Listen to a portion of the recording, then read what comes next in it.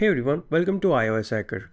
If you're running iOS 26 or later, then you now have access to a brand new iMessage feature called Polls. This feature, as you would expect, lets you run polls within your iMessage groups.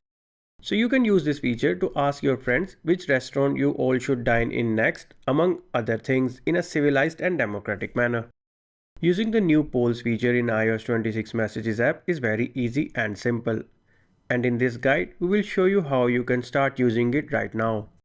On your iPhone or iPad running iOS 26 or later, start by opening the Messages app and then open a group conversation thread. Remember, the polls option will only show up if it's a group, so a conversation thread with 2 other people or more will have polls.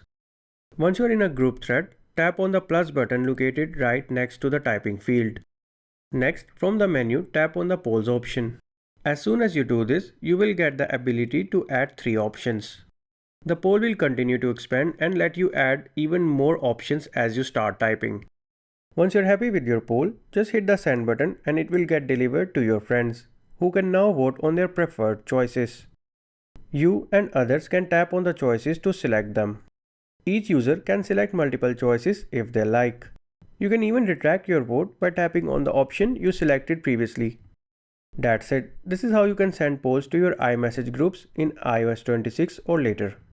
If you found this video helpful, then be sure to hit the like button and subscribe to our channel for more iPhone tips. Thanks for watching.